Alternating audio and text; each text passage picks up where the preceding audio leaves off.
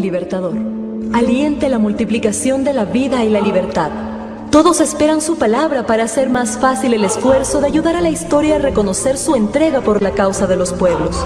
Nacida en la ciudad de Quito en 1797, Manuela Sáenz fue una patriota quiteña reconocida por la historiografía independentista hispanoamericana contemporánea como heroína de la independencia de América del Sur. Es conocida también como la Libertadora del Libertador por su decidida actuación defendiendo a Simón Bolívar durante un atentado en su contra. Fue criticada, denigrada e ignorada y desterrada por sus contemporáneos y aún décadas después de su muerte. Solo a mediados del siglo XX, Manuela Sáenz empezó a ser reivindicada como heroína y prócer en la gesta de la independencia o como precursora del feminismo en América Latina. Este personaje de la historia regional obtuvo importantes reconocimientos a nivel de Latinoamérica, en Argentina, Colombia, Venezuela y Ecuador. Su destacada participación histórica para el país llevó a la Asamblea Nacional del Ecuador a promulgar una condecoración con su nombre, entregada a las jefas y exjefas de Estado, presidentas y expresidentas de parlamentos, por su liderazgo, labor política y convicción social en favor de las sociedades contemporáneas, como consta en la Ley Orgánica de Transparencia y Acceso a la Información Pública 2009, sobre regulación o procedimientos, que expide la Resolución Reglamento Instructivo o Manual Capítulo 2 sobre condecoraciones. La condecoración consiste en una medalla de plata con una forma simétrica semejante al Sol, en su representación simbólica de la cosmología precolombina. En el centro se ubica el escudo del Ecuador, rodeado de patrones simétricos que simbolizan los tejidos tradicionales de la zona andina ecuatoriana. La medalla lleva en su parte inferior un detalle color turquesa, con un orificio en que se coloca la cadena de plata para sostener la misma. Lleva el nombre de Manuela Sáenz, como homenaje a una de las mujeres latinoamericanas y ecuatorianas más destacadas de la historia, precursora de las lideresas que hoy son ejemplo a nivel regional. Cristina Fernández nació el 19 de febrero de 1953 en la ciudad de La Plata, capital de la provincia de Buenos Aires. Cursó sus estudios universitarios de abogacía en la Facultad de Ciencias Jurídicas y Sociales en la Universidad Nacional de La Plata. Allí también inició su militancia política en el Frente de Agrupaciones Eva Perón, que luego se fusionó con la Federación Universitaria por la Revolución Nacional. En octubre de 1974 conoció a su compañero de vida Néstor Kirchner, con quien militó y luego se casó en mayo de 1975. En 1989, Fernández fue electa diputada provincial en la provincia de Santa Cruz, cargo para el que fue reelecta hasta 1995. En 1994 se desempeñó como representante por Santa Cruz a la Convención Nacional Constituyente de Santa Fe. En 1995 ingresó al Senado Nacional en representación de Santa Cruz y en 1997 renunció porque fue electa como diputada. A partir del 2003, durante la presidencia de su marido, representó al país en diversos foros internacionales como la Cumbre de Gobiernos Progresistas. En el 2005 fue elegida senadora de la provincia de Buenos Aires por el Frente para la Victoria y en el 2007 se consagró como la primera presidenta electa de la República de Argentina. En diciembre de ese año asumió la primera magistratura, sucediendo a su esposo Néstor Kirchner. En octubre del 2010 falleció el ex vicepresidente de un paro cardiorrespiratorio. Un año después fue reelegida como presidenta de la Nación. Fernández logró el mayor porcentaje alcanzado en una elección presidencial para finales de su mandato en 2015. Intervención de la señora Gabriela Rivadeneira Burbano, presidenta de la Asamblea Nacional del Ecuador. Y en efecto, el segundo punto tiene que ver con las palabras, con la intervención de Gabriela Rivadeneira, presidenta de la Asamblea Nacional. Eso ya está en el atril. Un saludo especial, qué gusto ver este pleno, como siempre recuperado por esta revolución, representado por las organizaciones sociales, los movimientos sociales, los movimientos políticos de nuestra patria. Y qué gusto tener aquí como un día histórico. Decíamos, cuando hace sol, allá dicen como un día peronista. Hoy estamos aquí como un día peronista, compañeras y compañeros. Por eso es que queremos dar la bienvenida a una mujer que ha marcado historia en América Latina y por supuesto en nuestra patria ecuatoriana, a nuestra compañera Cristina Fernández de Kirchner, expresidenta de la República Argentina.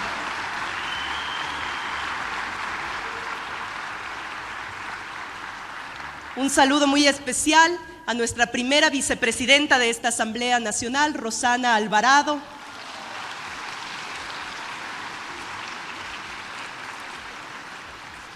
Un saludo a nuestro compañero Ricardo Patiño, ex canciller y ministro de Defensa de la República Ecuatoriana.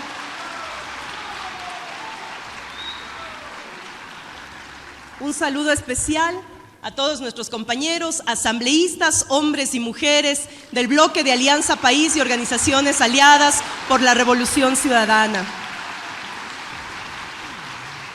Señores ministros, ministras, representantes de las diferentes carteras del Estado ecuatoriano, señores vocales y magistrados de las funciones de Estado, señoras y señores miembros del cuerpo diplomático acreditado aquí en el Ecuador, compañeros parlamentarios y parlamentarias de diferentes países de nuestra región, de nuestra querida Patria Grande, queridas delegaciones de países hermanos progresistas que participan en nuestro encuentro latinoamericano progresista 2016, queridas organizaciones de mujeres, de jóvenes, de LGBTI, organizaciones de pueblos y nacionalidades,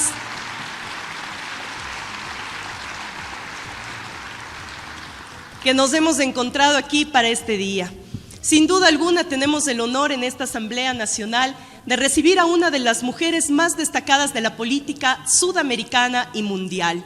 Hoy, en este acto que trasciende todas las formalidades, se expresan el reconocimiento y la hermandad de Ecuador que ha visto en la experiencia argentina de la última década y en la presidenta Cristina Fernández de Kirchner una profunda vocación latinoamericana y de afirmación de la patria grande como camino y como destino.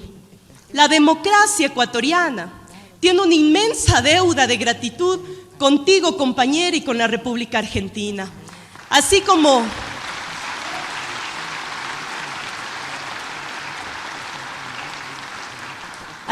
con tu compañero de vida y de militancia, con nuestro querido Néstor Kirchner.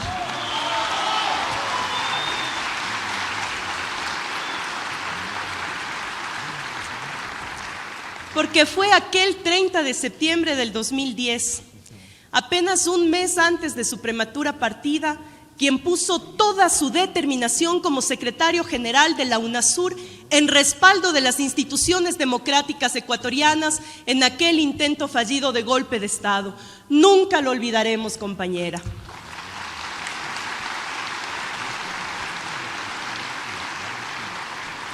Estamos hoy aquí para reconocer la estatura continental de una mujer que ha impulsado con fuerza el proyecto integracionista latinoamericano y que ha liderado en su país un ciclo histórico progresista de reparación ética y social.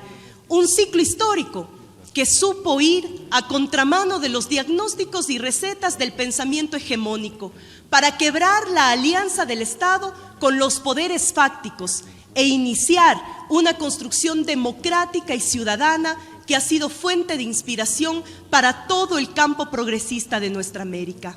A veces nuestra memoria es frágil, pero ese ciclo, recordémoslo, compañeros y compañeras, es el ciclo que deja atrás las llamadas relaciones carnales con la potencia del norte, la sumisión a su política exterior que había llevado al extremo de involucrar a Argentina como vasallo del belicismo de Bush en la Guerra del Golfo y da paso a un nuevo vínculo de hermandad entre los países de América Latina. Este ciclo, recordémoslo, es el ciclo que sepulta en la cumbre de Mar del Plata del 2005 el proyecto neocolonial del ALCA y abre paso a la mayor apuesta estratégica y geopolítica que como región hayamos concebido. La era histórica que conduce Néstor y Cristina es la que pone fin a la impunidad y hace suyas las banderas de la memoria, la verdad y la justicia.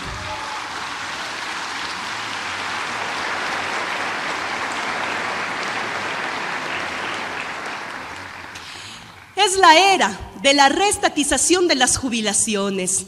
Es la era que recupere el lugar del Estado y la política como herramienta para corregir desigualdades y garantizar la vigencia de los derechos.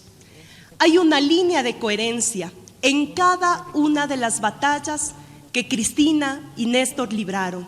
Y en cada batalla enfrentaron a un adversario poderoso. Es una línea de coherencia que nace de la convicción de la que compartimos. La democracia debe prevalecer por encima de las corporaciones. Donde la política está secuestrada por las corporaciones, donde la dirigencia son cooptados por ellas, compañeras y compañeros, no existe democracia. Hablamos de Argentina y parece que habláramos también del Ecuador. Es tanto lo que nos une y tanto lo que hemos compartido en estos años. Unos mismos horizontes de expansión democrática, la construcción de una plataforma común de derechos y la apuesta decidida por la integración y la unidad latinoamericana. Un piso de conquistas sociales, el retorno del Estado como actor y garante de derechos, como agente de políticas públicas para la equidad. Entonces, si tantas cosas buenas hemos compartido, por supuesto que también compartimos los mismos enemigos políticos. Los proyectos políticos de expansión de la democracia y la justicia social que han desafiado el poder de las élites y han abrazado un ideario común de unidad regional, vienen sufriendo una ofensiva sistemática por parte de un entramado de intereses y poderes articulados en lo que nuestro presidente ha afirmado, denominado, nuestro presidente Rafael Correa, el nuevo Plan Cóndor, que busca reponer a las élites económicas y sociales ese poder, reducir la democracia nuevamente a un juego controlado por ellas y realinear nuestros países bajo la agenda de la potencia tradicionalmente hegemónica. No se trata de una genealogía gratuita, porque obedece al mismo objetivo estratégico de aquel tristemente célebre y criminal Plan Cóndor que en la década de los 70 se impuso a sangre y fuego, barriendo en todo el continente con experiencias populares y progresistas, con el fin de rediseñar las sociedades e instalar la agenda neoliberal. En ese entonces, el procedimiento establecido eran los golpes de Estado tradicionales, con los militares al frente, pero no podemos olvidar que con los poderes económicos y la prensa concentrada detrás, en algunos de nuestros países, el terrorismo de Estado se tradujo en un plan sistemático de exterminio de miles y miles de personas con persecuciones, desapariciones forzosas, tortura y muerte. Ahora, por supuesto, los procedimientos son otros. Estamos en un siglo XXI, pero el nuevo Plan Cóndor opera por medio de 3 vías. En primer lugar, los medios de comunicación concentrados para imponer una agenda y mellar la credibilidad de los líderes que se atreven a disputar el poder a las élites. En segundo lugar, la instrumentalización política de los aparatos de justicia para perseguirlos e inhabilitarlos. Y tercero, la cooptación de los parlamentos para debilitar, condicionar y finalmente destituir a gobiernos democráticos y progresistas. Lamentamos que esto ya lo estemos viviendo. Lo vimos recientemente con el golpe parlamentario a la presidenta Dilma Rousseff, cuando 61 señores congresistas barrieron de un plumazo la voluntad expresada por 54 millones de brasileños y brasileñas. Ya lo habíamos visto antes y lo vimos con el derrocamiento de Fernando Lugo en Paraguay y de Manuel Zelaya en Honduras. No estamos aquí libres de esa amenaza. Por eso es tan importante que las fuerzas progresistas y democráticas defendamos los espacios parlamentarios y no dejar que vuelvan a caer en manos de los agentes de intereses corporativos. Por eso, aquí, desde este Parlamento, tenemos el desafío de garantizar la gobernabilidad de la nueva etapa de ciclo progresista y evitar que desde este espacio se monte la estrategia destituyente y golpista de los agentes de la restauración conservadora. Siempre digo, claro que es una década ganada, por supuesto, pero también es una época en disputa, Como hemos visto en Argentina y en cada uno de nuestros países, nuestros proyectos políticos han tocado demasiados intereses. Los históricos intocables, los de los privilegios. Y no podía ser de otra manera, pues nos hemos propuesto sentar las bases del bien común y ampliar los horizontes de la democracia para las grandes mayorías sociales. Solo el papel jugado por el gobierno argentino durante la presidencia de Cristina Fernández de Kirchner en defensa de la democracia ecuatoriana bastaría por demás como motivo para entregarle esta condecoración, junto con el impulso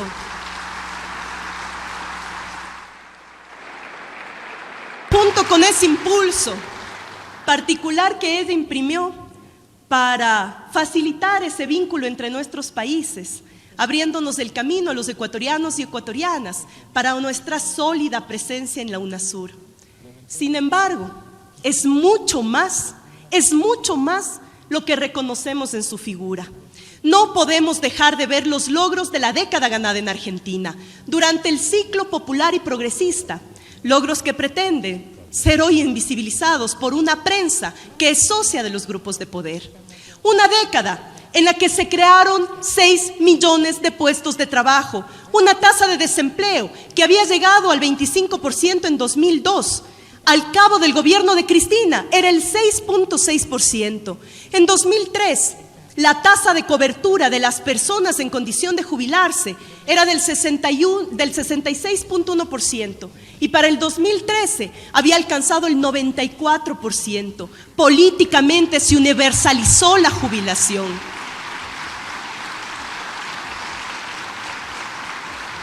Se promovieron también importantes leyes, como la de la identidad de género, que también fue una comparación legislativa muy saludable para nosotros, reconocer en nuestra legislación también la identidad de género.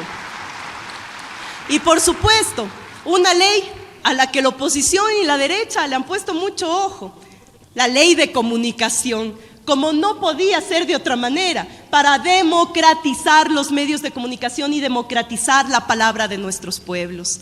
Se universalizó el acceso a las nuevas tecnologías con el plan Conectar Igualdad, que entregó 3 millones de netbooks. Además, se crearon 13 nuevas universidades para así garantizar el acceso a la educación superior en todos los sectores.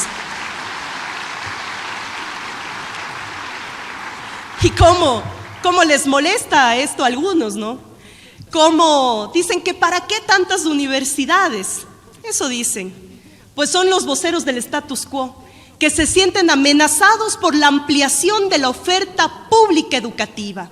A nosotros, allá y aquí, en Argentina y en Ecuador, nos emociona ver tantos jóvenes que hoy son los primeros en sus familias en acceder a la universidad. A nosotros sí nos enorgullece, como parte de este proyecto político, que se haya abierto tantas oportunidades a los más humildes de nuestras patrias. La reapertura de los juicios por crímenes de lesa humanidad constituyó una de las decisiones fundamentales y fundacionales de ese periodo. Y un ejemplo de trascendencia universal, pues las violaciones a los derechos humanos durante la dictadura no podían quedar en la impunidad. Cristina es la coherencia en la defensa de la soberanía argentina sobre las Islas Malvinas, que es una causa de toda la patria grande.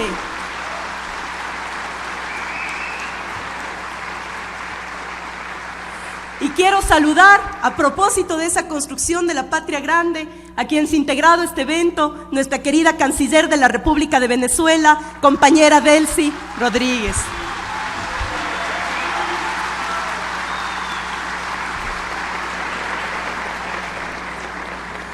Cristina también es la dignidad y la soberanía económica frente a los fondos buitre. Es la denuncia de los paraísos fiscales, porque es grave que nuestros países y nuestras economías sufran los ataques especulativos de esos fondos y sufran la sangría de los paraísos fiscales. Pero muchísimo más grave es que los representantes, los propios agentes y voceros de ese poder financiero se tomen nuestros gobiernos. De manera radical, Cristina planteó a nivel global un tratamiento soberano para las deudas que se encuentran en manos de los fondos buitre, para tratar el problema incluyendo la perspectiva de los derechos humanos, económicos, sociales y culturales, y que los estados no sean chantajeados por estos capitales anónimos para actuar contra los intereses de sus pueblos. En la Asamblea Nacional o en la Asamblea General de las Naciones Unidas fue aprobada una resolución en septiembre de 2014 para buscar una reestructuración de esas deudas, en un mandato que fue respaldado y reflejado en septiembre del 2015, cuando por una abrumadora mayoría de 136 países votaron a favor y solamente 6 votos en contra y 41 abstenciones. Ese es el proceso global del capital contra el ser humano al que se enfrentó Cristina, un poder especulador que extorsiona a una inmensa mayoría de estados.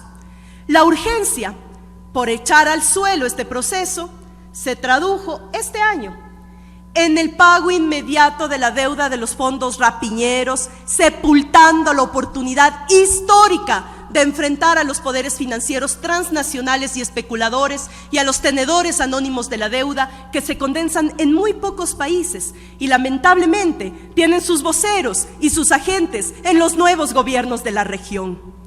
Estos días tuve una gran imagen y me debe una emoción muy linda, compañera Cristina, cuando estábamos revisando una serie de fotografías y Cristina, cuando era muy joven todavía y cuando estaba en esos años de la militancia, de las reuniones estudiantiles, de las movilizaciones, qué lindo realmente, una época intensa de su vida en la que de haber compartido esos encuentros, esa cantidad de lecturas, movilizaciones, pensaba en esa utopía de un país y de un mundo más justo que tenía una vitalidad impresionante y una fuerza arrolladora.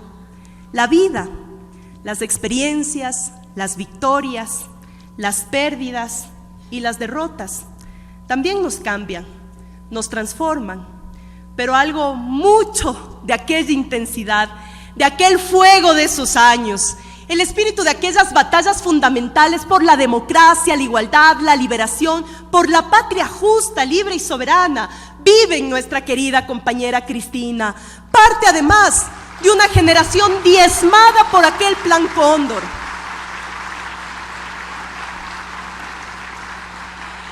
Hija de un linaje de grandes mujeres luchadoras de nuestra América, nuestra querida Manuela Sáenz, nuestras queridas madres y abuelas de Plaza de Mayo.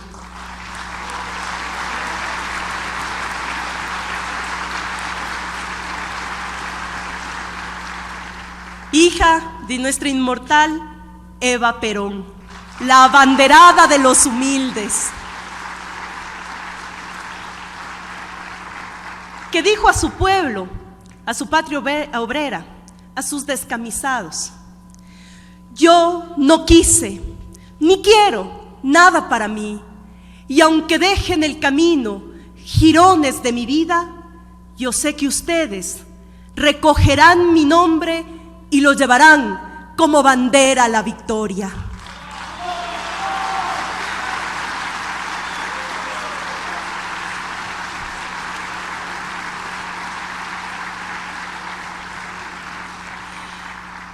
Como no era de esperarse, el odio oligárquico, el desprecio y la violencia de los que se dicen dueños de la verdad, de los dueños de la economía y del país, se abatió sobre Evita, llegando al extremo de celebrar su temprana muerte y cantarle loas al cáncer que le había derribado. Ese odio, ese espíritu revanchista, tuvo también que sufrirlo nuestra compañera Cristina, objeto de una campaña sistemática de agravios y descalificaciones por parte de esos mismos personeros que regocijan la pérdida de nuestros grandes y mentores de nuestros procesos revolucionarios de nuestra región. En la lucha y en el nombre de Cristina se agolpan, se condensan las batallas y los sueños de varias generaciones, incluyendo la nuestra, porque la extraordinaria incorporación de jóvenes a la política es garantía de continuidad de un proyecto y de sus banderas. La denuncia, la visibilización de los entramados de poder que permanecían antes en las sombras, condicionando y sometiendo la voluntad popular, su capacidad de articular una poderosa y fecunda mayoría que recoge lo mejor de las tradiciones progresistas y populares. Eso es lo que no se perdona. Ese es su pecado, compañera. Las tensiones y las controversias, los ribetes épicos que la política ha asumido en esta década son expresión de la trascendencia de lo que hoy está en juego.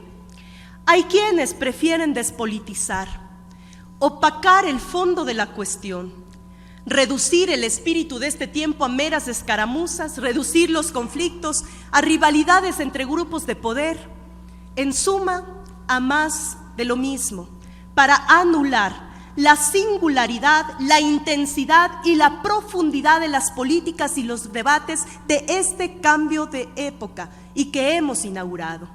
Los intentos destituyentes para acabar con este ciclo de los pueblos, con esta era de afirmación y expansión democrática y ciudadana han sido ininterrumpidos. En Argentina, los mismos que reclamaban mano dura contra los cortes de ruta y las protestas que protagonizaban los trabajadores arrojados al desempleo por el consenso neoliberal de los 90, se sumaron con bombos y platillos, con todo el aparato mediático a su favor, a una operación abiertamente golpista contra el gobierno de Cristina Fernández de Kirchner, cuando en 2008 las patronales agroexportadoras cortaron de manera sincronizada las rutas del país durante días y semanas en defensa de sus intereses corporativos. Con aires de objetividad académica, ahora pronuncian la sentencia del fin de ciclo, que no es más que un eslogan de quienes aspiran a ser los protagonistas de la restauración conservadora y neoliberal. Pero aquí no pasarán. Y donde lo lograron, vamos a volver.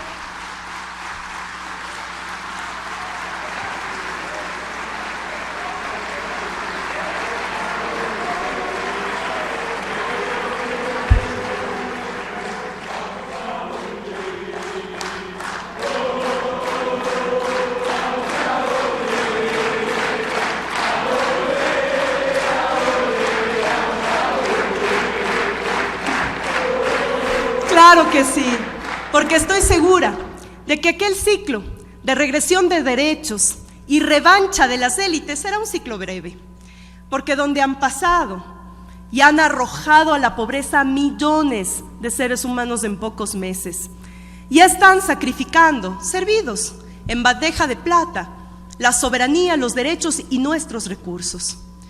Cuidado, cuidado, porque donde triunfan esos intereses y la frivolidad de los dueños del poder económico, disfrazados de alegres promotores del cambio, perdemos todos. Pierde la sociedad, pierden nuestros pueblos. El cambio de los mismos de siempre es un globo que se pincha enseguida. Un cambio que nos acuesta con la canción de cuna para dormir y nos levanta con ajustes, tarifazos y despidos masivos. Aquí en el Ecuador, en el corazón de esta América del Sur, que no se rinde, vamos a seguir defendiendo los ideales de Bolívar y San Martín. Vamos a seguir haciendo nuestro el clamor de justicia social de Perón y de Evita. Vamos a seguir haciendo patria para todos. Vamos a seguir haciendo patria para siempre. Por eso nosotros estamos aquí. Vamos a construir una nueva victoria ciudadana. Vamos a superar el vacío y la ausencia transitoria de nuestro querido compañero Rafael Correa Delgado, con nuestros mejores representantes, con Lenin Moreno y con Jorge Glass, que son garantía de lealtad y consecuencia con el proyecto político de esta revolución. Desde aquí vamos a hacer un baluarte de la unidad de la patria grande. Y allá en Argentina nos veremos pronto, porque volveremos junto a Cristina con las banderas de la justicia social y la unidad latinoamericana.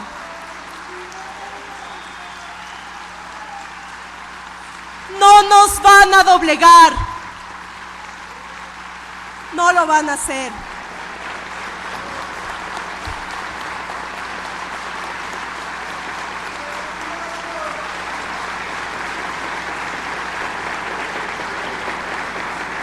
Como decía una de nuestras grandes, de nuestra querida Dolores Cacuango, somos como la paja del páramo que se arranca y vuelve a crecer.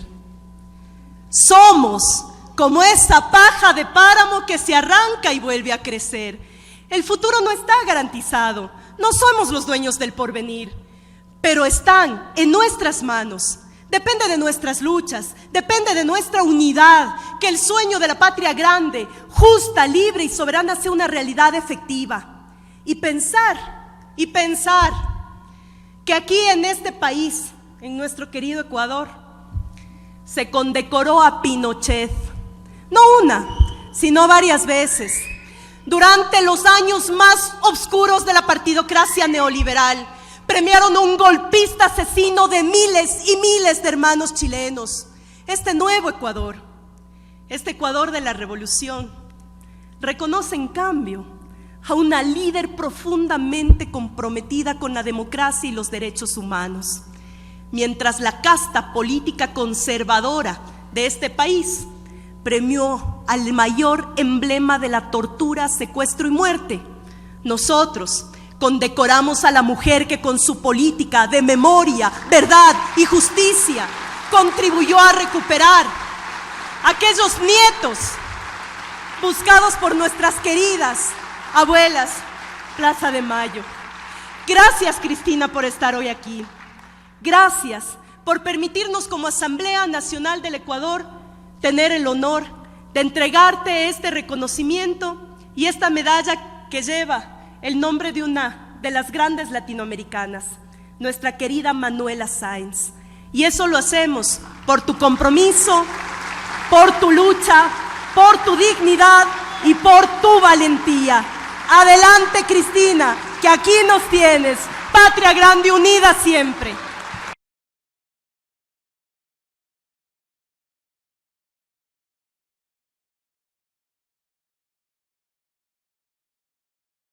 En estos momentos, ese acuerdo y la condecoración va a ser entregada a la presidenta o expresidenta de Argentina, Cristina Fernández de Kirchner. Tanto el personal de protocolo, así como el de la Secretaría General de la Asamblea Nacional, toman las debidas medidas para que el acto se cumpla con la solemnidad que suele registrarse y ocurrir en actos como en el que en el actual momento se lo estamos describiendo. Cristina Fernández en este momento exhibe la medalla, la condecoración que ha sido puesta en su pecho. Y claro, se recibe también el respaldo del público presente que respalda este acuerdo y esta condecoración que entrega la Asamblea Nacional. Y vamos a escuchar cuando se está cumpliendo el quinto y penúltimo punto de la agenda prevista para esta ceremonia especial. Muy buenos días a todos y a todas. Señora Presidenta de la Asamblea Nacional del Ecuador, querida compañera Gabriela, a su vicepresidenta también. Este es el año de las mujeres, me parece, ¿eh? Señor Ministro de Defensa, querido compañero Ricardo Patiño, que hemos compartido tantas UNASURes, tantos momentos, querida compañera canciller de la República Bolivariana de Venezuela, Delcy. Muchas gracias por estar aquí acompañándonos.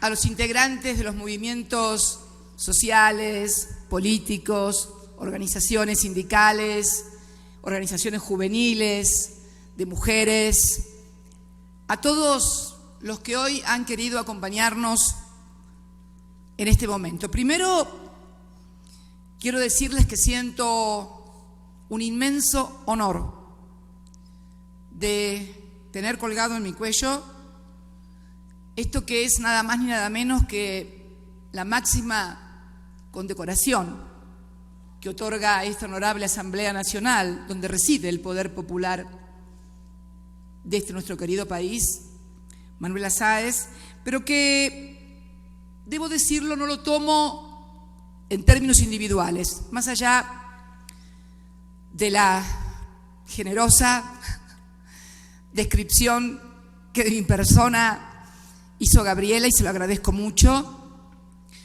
No lo recibo en nombre propio, lo recibo en nombre de millones y millones de compatriotas, no solamente de mi país, sino de la patria grande,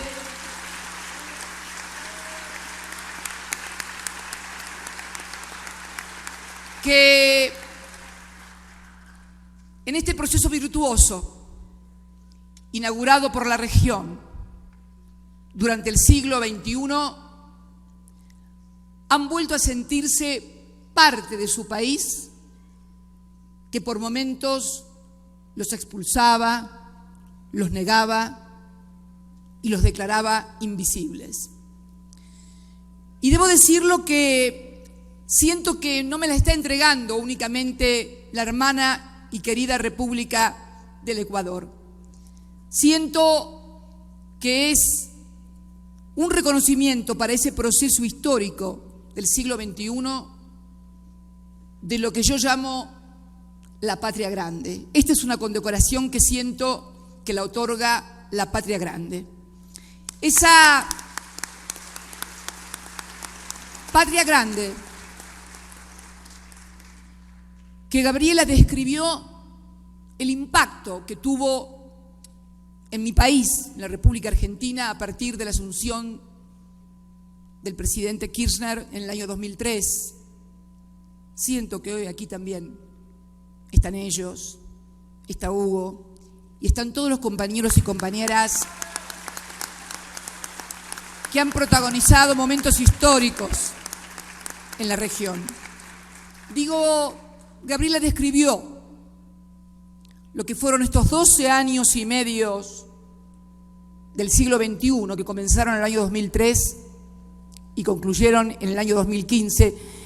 La verdad que yo pensaba hacer hincapié en algunas cosas, pero la descripción que hizo ella, salvo algunas correcciones que no puedo evitar, como sabes que tengo fama de maestra ciruela en mi patria y que corrijo siempre a todos.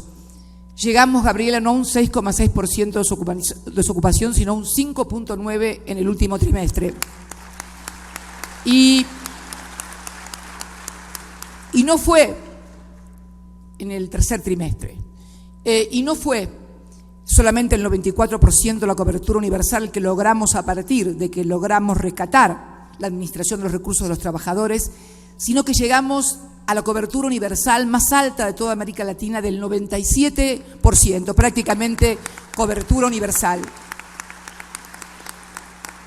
Y las universidades, que no fueron 13, sino que fueron 19, y que incorporaron, como vos señalaste, a miles de jóvenes, primera generación de universitarios de su país. Podríamos seguir, pero no es esto lo que hoy quiero hacer aquí frente a esta Asamblea Nacional.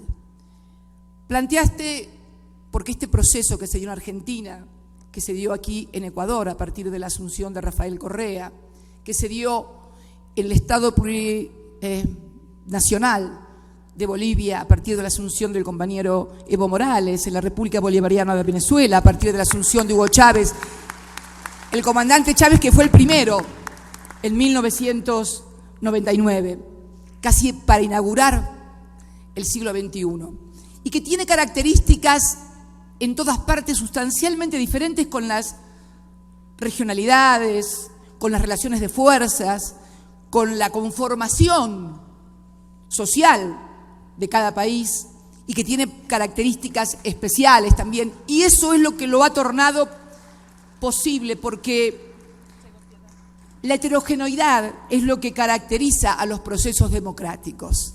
No que todos piensen y digan lo mismo, sino que a partir de objetivos comunes, como es la inclusión, la justicia social, la equidad, la igualdad, la lucha por la igualdad, que en definitiva todas se condensan, como digo yo. ¿Qué tal, Piedad Córdoba? ¿Cómo estás? Bienvenida. Se condensan en la lucha por la libertad. Pero señalaba Gabriela momentos históricos. Yo realmente no sabía que Pinochet había sido condecorado por la República de Ecuador. Me acabo de enterar aquí, sentada. Me gustaría buscar las crónicas mediáticas de aquella época, porque deben haber estado los mismos periódicos, los mismos canales, las mismas radios. Hagamos un concurso a partir de hoy. Les propongo un concurso. Yo me voy a ir el sábado o el domingo, pero tú lo puedes organizar, Gabriela. Hagamos un concurso para que todos investiguen e intervengan y le cuenten a todos los ecuatorianos y a todos los hermanos de la Patria Grande qué dijeron esos medios de comunicación, esas dirigencias políticas, cuando Ecuador condecoró a un genocida como Augusto Pinochet.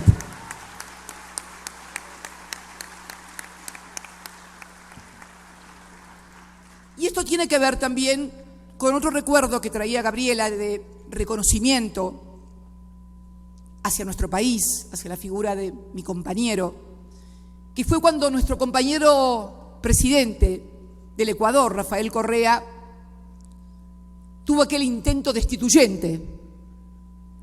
Lo recuerdo muy bien, yo estaba en Olivos y no podía hablar por teléfono y comunicarme con él. Finalmente logré comunicarme telefónicamente con él, porque era necesario que el presidente del país que tenía problemas, el UNASUR, fuera el que pidiera la convocatoria a la asamblea y a la reunión de la UNASUR. Y ahí fue cuando pude hablar con Rafael y decir: vamos a convocar a la UNASUR en la ciudad de Buenos Aires. Y así lo hicimos.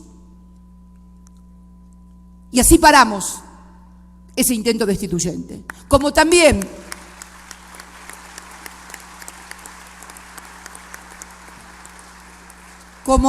lo hicimos con respecto al compañero Evo Morales. Estaba Hugo, que me llamaba por teléfono, Hugo Chávez, y me decía: Cristina, lo quieren sacar a Evo. Esto quiero contarlo porque quiero que quede registrado en las crónicas históricas. Lo quieren sacar a Evo. Pero Hugo, le digo, yo lo llamo, me da su secretario y no me atienden el teléfono, me dejan esperando 15 minutos y yo no puedo. En ese momento presidía la UNASUR Michelle Bachelet por Chile. Bueno, finalmente no podía comunicarme, estuve 2 o 3 días intentando comunicarme. Hugo me seguía machacando la cabeza, me llamaba, ya me había ido yo el fin de semana a Calafate y me seguía martillando la cabeza. Lo quieren destituir, pero si no me atiende el teléfono es que no se lo pasan. ¿Cómo no se lo van a pasar, Hugo? Le digo. Y entonces, dile a tu embajador, me dice, dile a tu embajador que vaya él hasta el Quemado, hasta el Palacio del Quemado. Y ahí tomé el teléfono y lo llamé a mi embajador, a nuestro embajador de la República Argentina, y le digo: haceme el favor, andate hasta el Quemado, pero vos, con tu teléfono, y hasta que no des con Evo Morales y que te pongan con él, no parás. Bueno, teníamos muy buen embajador también, y llegó al Quemado y por ahí me llama una voz de otro lado del teléfono, jadeante, diciendo: acá estoy. A 1 hora había pasado aproximadamente de las instrucciones. Ahí pude comunicarme con Evo, que me pasó el teléfono, y le digo: compañero, hace 3 días que quería hablar con usted y no podía. Sus secretarios me pasaban el teléfono y me dejaban en el teléfono. Silencio del otro lado. Y le digo: Evo, convocamos a una... Convoque, compañera. Y ahí, junto a Michelle Bachelet, se convocó aquella histórica reunión en la Casa de la Moneda, donde además se obtuvo la declaración de la moneda, donde la totalidad de los presidentes de la UNASUR intervinieron en lo que era un incipiente golpe contra Evo Morales. De aquellos tiempos a estos tiempos, señalaba a Gabriela el avance de lo que ella denomina los restauradores del orden neoconservador. Es algo innegable en la región. Y tal vez la muestra más evidente de esta modificación en la relación de fuerzas haya sido que no hayamos podido detener el golpe institucional que sufrió nuestra compañera Dilma Rousseff en la República Federativa del Brasil.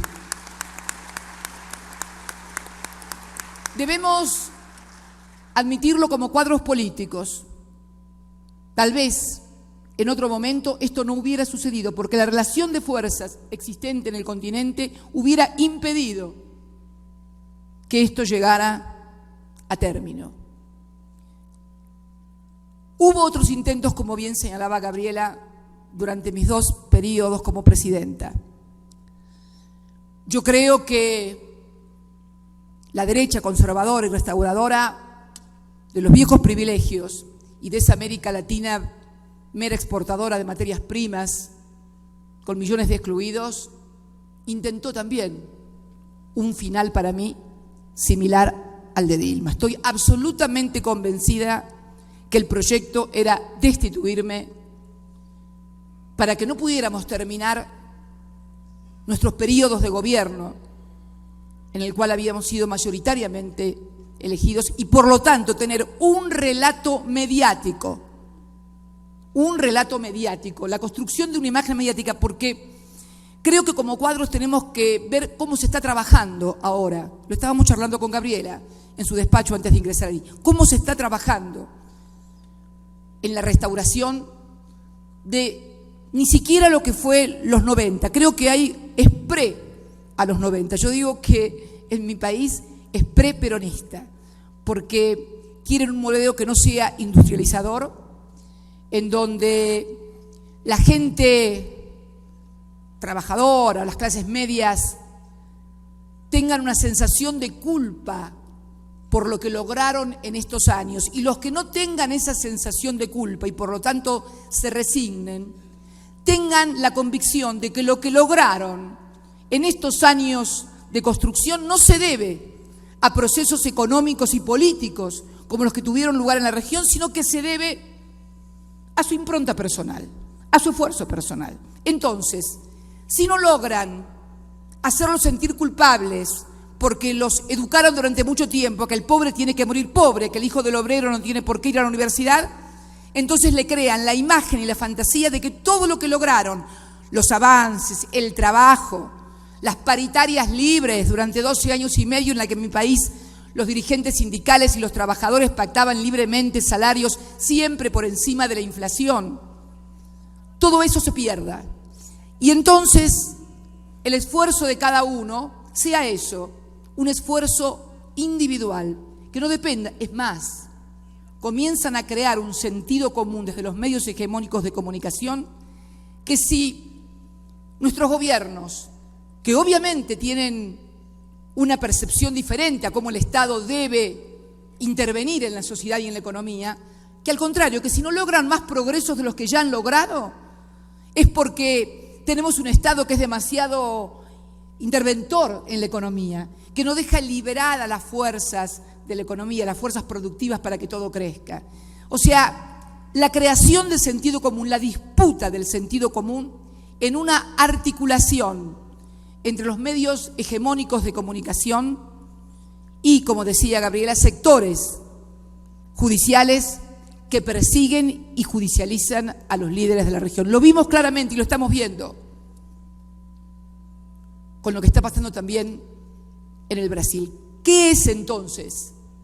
Y también lo charlábamos con Gabriela y yo intercambiábamos experiencias y me decía cómo, y quiero referirme a un episodio de aquí de vuestro país, que el Fondo Monetario Internacional había venido y había dicho que había 4% menos menos 4% de inflación. Esto en Argentina les va a parecer gracioso. Menos 4% de inflación. Vino y dijeron que había menos 4% de inflación. Esto valió para que la oposición en Ecuador quiera instalar que hay una crisis económica, que es el peor año de los últimos 30 y no sé qué otras cosas más. Quieren crear la situación de crisis. Esto en nuestro país no lo pudieron hacer. Quieren instalar la construcción de crisis. Luego tuvieron que corregir y decir que era menos 2. Pero fíjense, de crecimiento económico, caída de la actividad, que había crisis. Entonces van construyendo la sensación de que hay una crisis, pese a que cuando muchas veces se interroga a la gente en términos individuales, ¿a usted cómo le va? A mí me va bien, te contestan. ¿Y el país qué le parece a usted? ¿Cómo va? No, el país no va bien. Logran disociar a nuestros compatriotas de su suerte personal, de cómo le va el país. Pero yo le pregunto a los ecuatorianos, a los brasileros, a los argentinos, a los chilenos, a los bolivianos y a cualquiera, ¿cuándo le va bien a la gente, a la mayoría, a las grandes mayorías nacionales y populares, cuando el país cae la economía o hay endeudamiento o le va mal al país? Si le va mal al país, le tiene que ir mal a la gente. Si te está yendo bien a vos, es porque al país también le está yendo bien, más allá de las dificultades que puede haber en todo proceso político-económico, más aún ahora,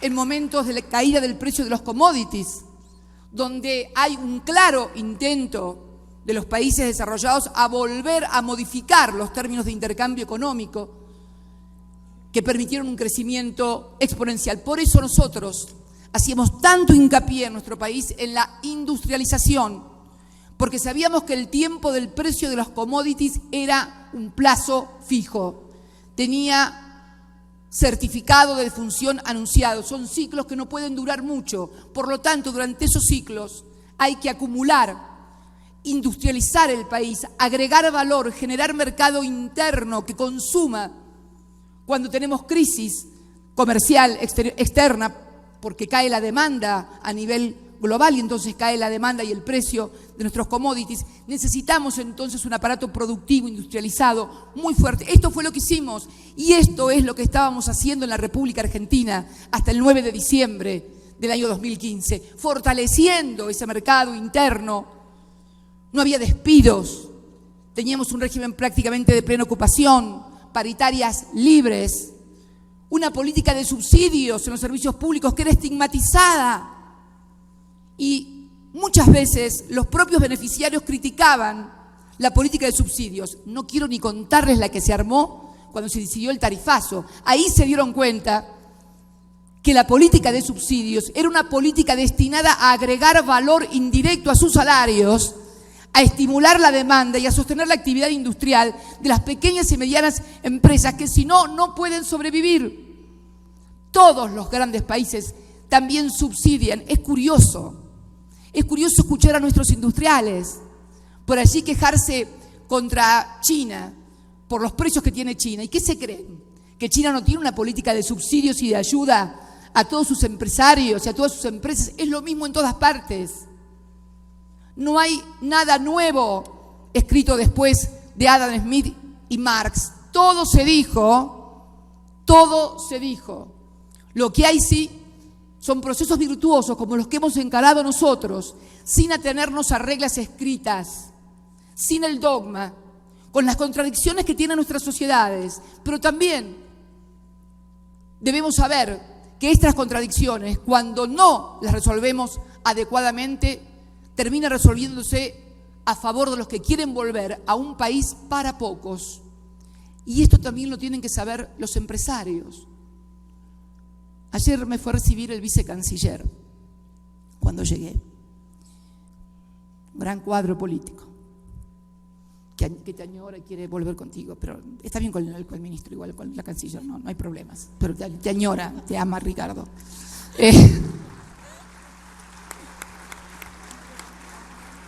Y me decía la infraestructura, uno podía ver las carreteras, algo similar ocurrió en la Argentina: infraestructura económica, infraestructura social, educativa, infraestructura científica y tecnológica. Del año 1990, 12 años, al 2002, se invirtió en infraestructura en mi país 18.000 millones de dólares. Era mala palabra, porque la inversión en obra pública era tomada como gasto por el Fondo Monetario Internacional. En los 12 años, del 2003 al 2015, 107.000 millones de dólares en materia de inversión para infraestructura de todo tipo: económica, social, educativa, sanitaria, tecnológica. Tenemos 2 satélites orbitando en el espacio que cubren el territorio, diseñados y ejecutados estos 2 satélites, ARSAT-1 y ARSAT-2, por científicos argentinos en nuestro país. Entonces, me decía ayer charlando el vicecanciller, yo le decía, cuando él me hablaba de la obra de la infraestructura, y yo le decía, en nuestro país, en el año 2003, cuando Néstor asumió como presidente, había 12.000 empresas constructoras. En el 2015, cuando yo me fui, había, según datos del IERIC, no es una organización gubernamental, 24.000 empresas constructoras. Yo le decía esto, y el vicecanciller me decía, pero usted sabe una cosa, acá pasa lo mismo, pero muchas veces los empresarios que se han cansado de ganar dinero durante nuestras gestiones son críticos y quieren otro modelo, que es el que después viene y literalmente, y perdonen la expresión, termina reventando todo lo que es la incipiente industria nacional, a partir de la apropiación, una vez más, del sentido común. ¿Qué es apropiarse del sentido común?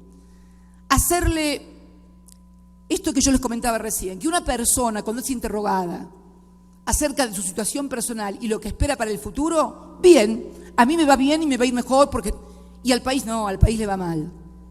Cuando en realidad todos los indicadores y todo lo que sucede a su alrededor, es producto de lo que ella puede apropiarse, con esfuerzo, con capacidades propias, sin lugar a dudas. Ahí está la diferencia también en una sociedad, en cómo cada persona, cada empresa aprovecha estos procesos virtuosos donde hacemos del mercado interno, y fundamentalmente de una cuestión que viene discutiéndose hace mucho tiempo, que es si primero está la inversión o si primero está la demanda.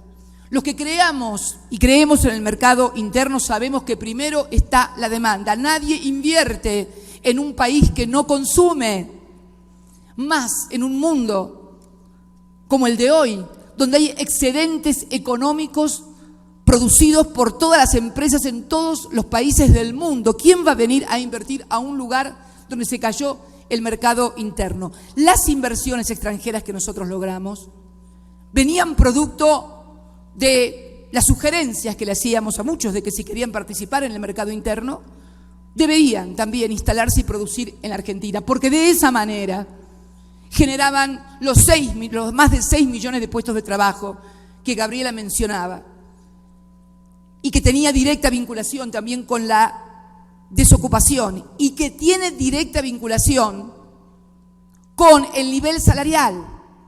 Si no hay baja desocupación, si no hay gran demanda de mano de obra con valor agregado e industrial, está claro que por más lucha sindical que den los mejores dirigentes sindicales, no van a lograr mejores salarios, por una razón muy sencilla. Se produce la precarización laboral, de hecho, producto de alto nivel de desempleo, de falta de trabajo y del temor de la gente a quedar sin trabajo, que termina aceptando inclusive ganar menos. Sí, esto está pasando. Hay gente que ha aceptado que le reduzcan el sueldo para no perder el trabajo. Impensable durante nuestra gestión. Impensable. Impensable porque teníamos un 5,9% de desocupación. Impensable porque había demanda de mano de obra, e impensable porque había un Estado y un gobierno que jamás hubieran permitido una cosa como esa. Entonces, creo que el gran desafío es y creo que el ELAP hoy es un buen ámbito para ello, analizar cuáles son las causas de estos retrocesos. ¿Cuáles son las causas en la modificación de estas relaciones de fuerza? ¿Qué hemos hecho mal los que teníamos que hacer las cosas bien? A ver, no podemos echarle la culpa a la derecha que haga estas cosas porque eso es. Me parece que tenemos que analizar qué no hemos hecho nosotros para lograr esto. Y lo charlaba con Gabriela porque es una cosa regional.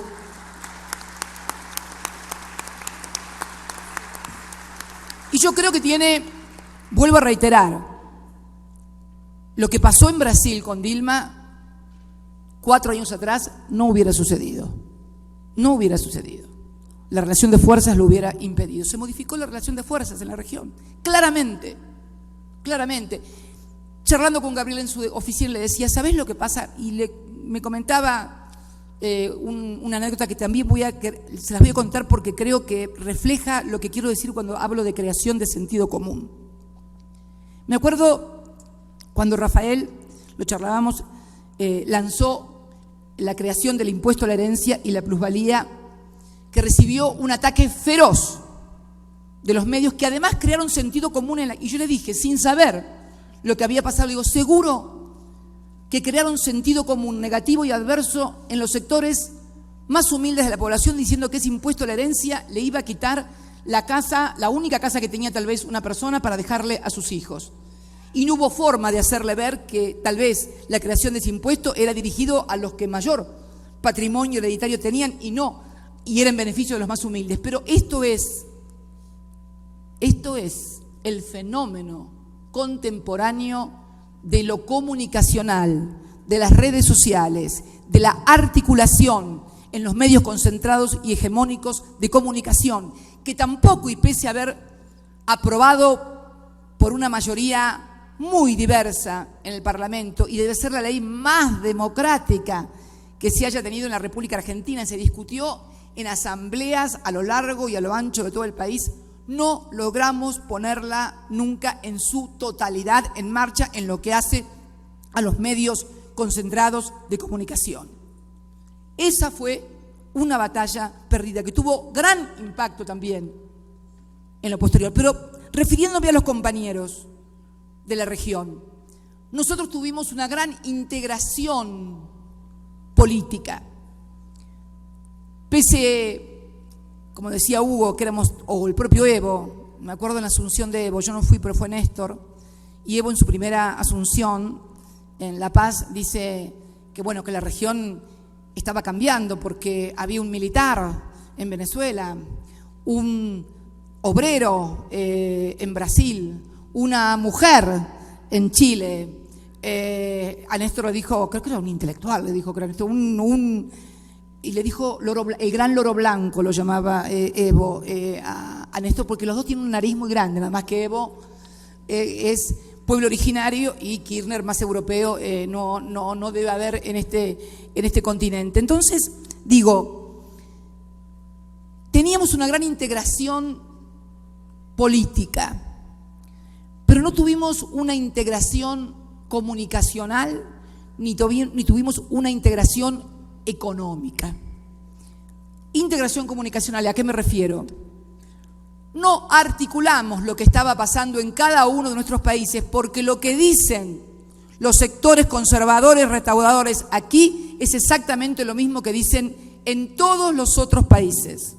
Cuando uno veía los carteles agraviantes y sexistas contra Dilma Rousseff, eran los mismos carteles agraviantes y sexistas que se paseaban en las movilizaciones de Buenos Aires. Es más, logramos a través de unas fotos mirar que había gente que se trasladaba de la Argentina a Brasil a participar en las marchas de Fora Dilma y participaban en la Fuera Cristina en la Argentina. En Brasil, por distintas circunstancias, pudieron avanzar. En la Argentina no lo hicieron. Tuvieron que aguantarme hasta el 9 de diciembre, hasta el último día gobernando.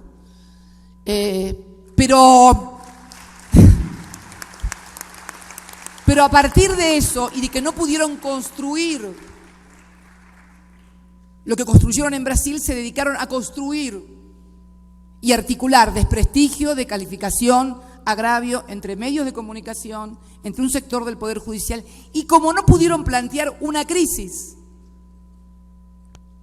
en enero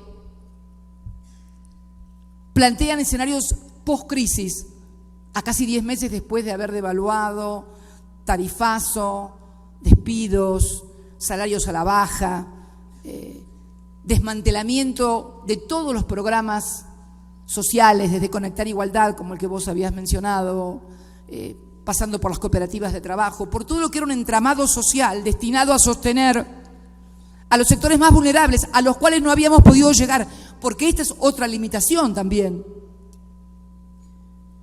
El proceso de industrialización, para que finalmente termine incorporando a toda la población, necesita no 12 años, necesita décadas y décadas. ¿Por qué? Porque durante los periodos más grandes, más largos, la gente no tenía trabajo, no podía estudiar, no se capacitaba, no se invertía en el país, con lo cual es necesario que estos procesos virtuosos tengan duración en el tiempo, no en los dirigentes, pero sí en las políticas, que estas políticas puedan ser consecuentes en el tiempo. ¿Por qué? Porque los jóvenes que se incorporaron como obreros durante mi gestión y que seguramente recién ahora están conociendo el problema de discutir el salario, de que el salario no les alcanza, de que no llegan a fin de mes y de otras cosas, no conocían lo de antes porque no vivieron en la Argentina de la desocupación, vivieron en la Argentina del pleno empleo.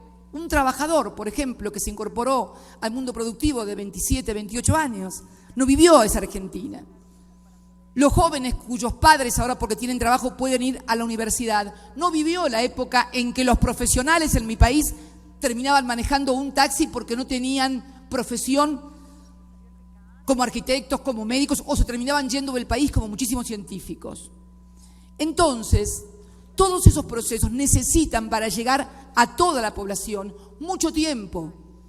La industrialización tiene que tener... ¿Ustedes qué se creen? ¿Que cómo fue, por ejemplo, o cómo es en China, donde todos los años van incorporando entre 30 o 40 millones de personas? Una Argentina, en un país de 1.400, y todavía tienen una porción considerable de su población, nada menos que la República Popular de China, hoy el líder, el gigante económico del mundo, todavía tiene amplios segmentos de la población que no han podido sacar o retirar todavía de las zonas rurales porque tienen planificación a muy largo tiempo. Y esto es lo que necesitaba nuestra América del Sur. Mayor integración económica también. Cuando uno mira la economía del Mercosur, observa que el 80% del intercambio comercial es fuera de la zona y solamente no llega al 20% el comercio intrazona. Y nos encontramos entonces que de repente en Ecuador, en Bolivia, en Argentina compramos cosas a otros países que pueden provenir de los propios países que integran la región. No hemos tenido. ¿Pero por qué? Porque también muchas veces hay líneas de crédito que solamente son canalizadas hacia determinados países que obviamente colocan sus productos a partir de una línea de financiamiento crediticio. No hemos podido construir el Banco del Sur, que era la gran apuesta que la región tenía para lograr esta permanencia de las políticas. Nos faltó también la comunicación de saber cómo se articulan, porque, a ver, tampoco le adjudiquemos a los sectores neoconservadores locales tantas ideas. No, de ningún modo. Están armados, articulados, tienen un cassette que viene de otra parte. Simplemente los articulan desde alguna embajada o de algún sector para que funcionen armónicamente en toda la región y tengan el mismo discurso en toda la región. Entonces, lo que Rafael Correa denomina el Plan Cóndor o el Plan Restaurador, que me gusta mucho como lo ha denominado, yo lo denomino el plan de siempre, el que tuvieron en los 200 años de historia y que salvo determinados periodos siempre mucho más breves que los otros, logramos quebrar. Durante este siglo fue, creo, la experiencia latinoamericana, concretamente en América del Sur, porque quiero situarme en nosotros, en América del Sur, fue la experiencia política, regional, de gobiernos progresistas, incluyentes, absolutamente, incorporando a millones de sus conciudadanos y conciudadanas al consumo, a los bienes de la educación, de la salud, a poder tener una casa o un auto. Nunca hubo un periodo tan largo y además donde el mismo fenómeno se producía también en los otros países. Y cada uno con sus modalidades, porque todos partían de lugares diferentes. Ninguno partía del mismo lugar, y ninguno partía tampoco con los mismos grupos sociales, ni con los mismos sectores sociales. Entiéndanme, cada uno con sus particularidades, pero cada uno con sus particularidades lograron incorporar a millones de suramericanos a la vida digna o a la vida, porque en definitiva, si tengo que vivir sin poder tener mi casa, un auto, o que mi hijo, si no quiere ser obrero como yo, pueda tener derecho a la universidad, no es ningún lujo, es el mínimo derecho que el Estado debe asegurarle a cada uno de sus ciudadanos. Digo entonces que en este siglo XXI ha sido, y en los 200 años, el periodo más homogéneo y más extenso. No sucedió lo mismo en el siglo XX. En el siglo XX en mi país, salvo el breve interregno de Hipólito Yrigoyen, que fue otra cosa, fue la incorporación del voto, del sufragio universal y obligatorio, gran conquista. Nunca permitan que el voto sea optativo. El voto debe ser obligatorio porque es en defensa de la patria, de la nación y del pueblo. Esa gran conquista de los revolucionarios radicales, de arrancarle a lo que ellos denominaban y llamaban el régimen, el voto, el sufragio universal y obligatorio y secreto también. Fue un breve interregno, muy breve, brevísimo. Digamos que en términos de incorporación económica y social, lo distintivo, sin lugar a dudas, en el siglo XX, en nuestro país, lo protagonizaron Perón y Eva Perón desde 1945, tal vez un poco antes, el 43, hasta el golpe del 55. Vemos entonces que han sido muy breves los periodos en los cuales ha habido un auge y además en ese momento tampoco había otros países, no pasaba lo mismo en otros países. Tal vez fue el Brasil de João Goulart, el Chile de Ibáñez, pero no había esa integración que logramos nosotros, pero que nos faltó. Nos faltó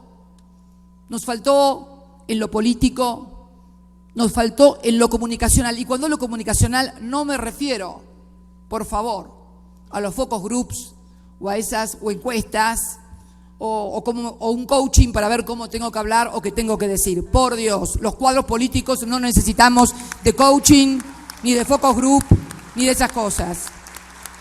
Porque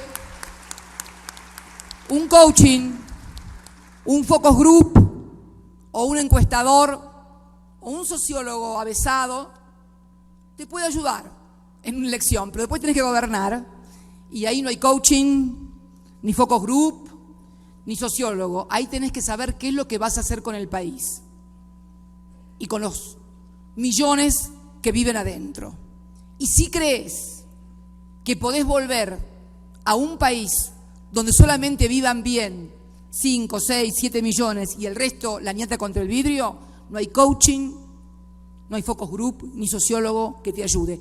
No sé en qué tiempo, no soy pitoniza, ni pronosticadora, ni nada por el estilo, pero lo que quiero situarme es en un análisis de por qué suceden las cosas que suceden. Además, en un marco global también, donde tenemos que discutir cosas muy importantes. Y quiero finalizar con esto, porque Gabriela hizo mención a nuestra lucha contra los paraísos fiscales, contra los fondos buitres, hizo mención a esa histórica votación de la resolución marco para una legislación global en materia de reestructuración de deudas soberanas que obtuvo el voto de 136 países con el inestimable apoyo del G77 más China.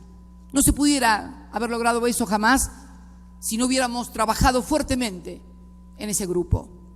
Y Ecuador, querida Gabriela y Ricardo, acaban de ser elegidos por unanimidad para el próximo año, el pasado día viernes, para presidir el G77 más China, que en realidad ya no es.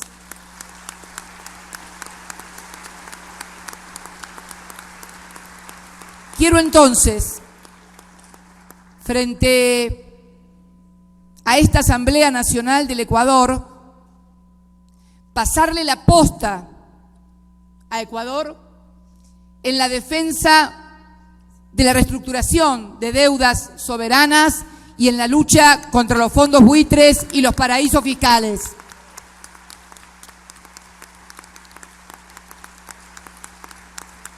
Los ciudadanos deben saber. Entiendo que hay una propuesta del gobierno de Ecuador de incorporar a la boleta de elecciones la pregunta a cada ecuatoriano, a cada ecuatoriana, si un candidato que tiene cuentas o fondos en paraísos fiscales puede presidir la República sin se imaginan lo que pienso, pero sin querer inmiscuirme en cuestiones internas.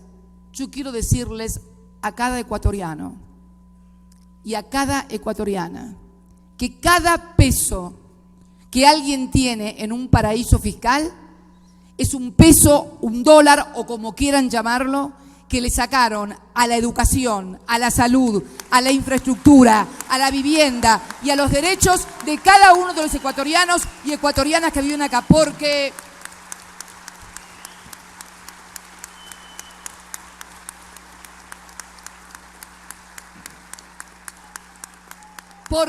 y esto no lo digo yo, lo dicen importantes académicos, especialistas en materia de sociedades y de derecho comercial de mi país. Los paraísos fiscales han sido creados para delinquir. El que tiene fondos en un paraíso fiscal es porque no paga impuestos de mínima. Como mínima, no hay posibilidades de legalidad y legitimidad en paraísos fiscales.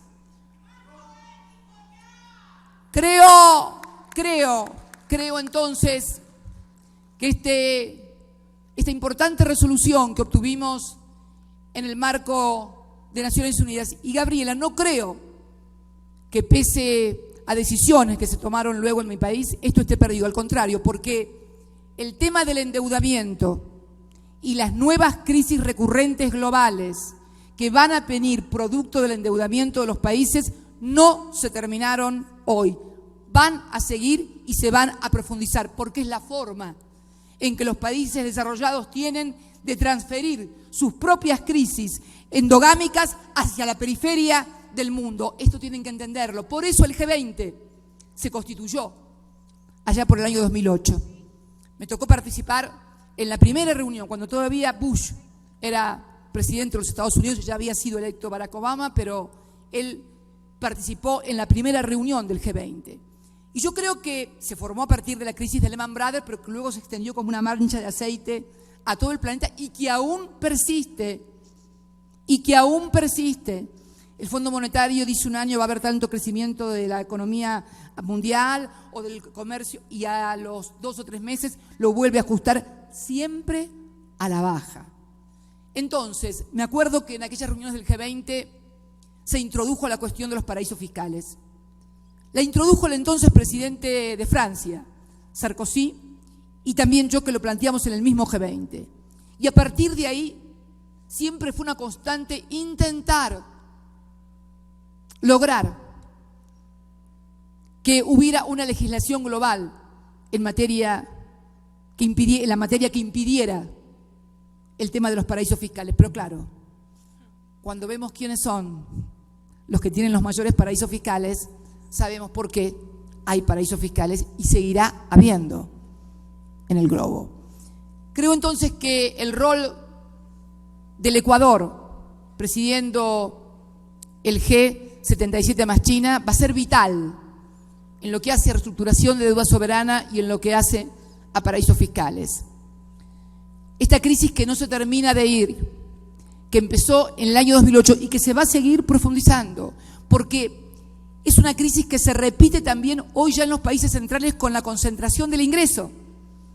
En Estados Unidos, el 1% de la sociedad agrupa prácticamente el 45% del PBI o el 50% del PBI norteamericano. El sueño de la clase media, el American Dreams, que era la clase media que crecía y progresaba, también se está haciendo añicos junto con otros sueños también de superación de los conflictos raciales en el país más poderoso de la tierra. Estamos en tiempos de inflexión, de cambio y de crisis. Hay que darle una adecuada lectura, saber que esto no se resuelve solamente en periodos electorales, como nunca se ha resuelto en periodos electorales, sino que se resuelve en periodos históricos. Y entonces se convierte en una obligación para cada uno de nosotros, para cada uno de los que pensamos que la igualdad es algo por lo cual vale la pena luchar, para los que pensamos que la soberanía de un país no es una cuestión de patrioterismo, sino que hace a la dignidad de cada uno de los hombres y mujeres que habitamos en nuestras naciones, que queremos que sean soberanas. Por eso también nuestro reclamo de Malvinas, que no es un reclamo argentino, se ha convertido, a Dios gracias, en un reclamo y en una necesidad y una demanda regional y global, porque hay que decirle no al colonialismo, cualquiera sea su signo, aún un colonialismo militar y territorial, casi de modé en los tiempos que corren, pero de gran importancia estratégica porque militariza nuestro Atlántico Sur. Darle también las gracias a la Asamblea Nacional del Ecuador y al pueblo del Ecuador por la solidaridad permanente en esta causa que, reitero, es también causa de los ecuatorianos. Entonces, querida Gabriela, quiero agradecerte este gesto de esta maravillosa condecoración, pero quiero que cada hermano que vive en el rincón más alejado de nuestra patria grande, la América del Sur, sepa que hubo mujeres como Manuela Sáenz. Por favor, no pretendo compararme a ella en absoluto. Que hubo otras mujeres militantes, como recordaba Gabriela cuando era joven. Yo me recordó que soy un poco más grande que ella, además, lo cual está muy bien. Que luchábamos por la igualdad, por la libertad, por un país libre, justo y soberano.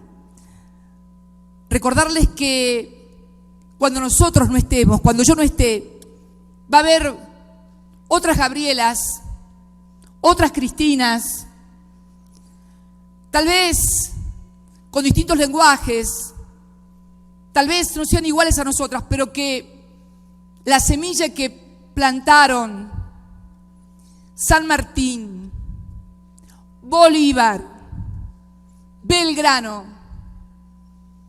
no fueron tiradas al viento.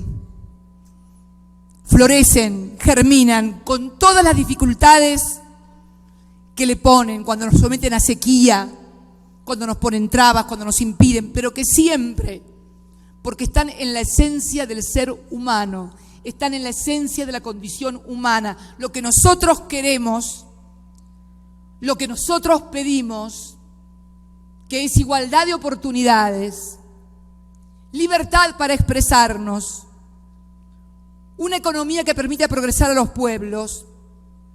Es lo que piden millones y seguirán pidiendo millones siempre. Que podrá haber momentos más o menos felices en esa larga lucha, pero que tenemos que saber que hay millones dispuestos a tomar la posta, tomar la bandera y, como decía Gabriela, llevarla a la victoria. Muchas gracias por todo, a todos y a todas.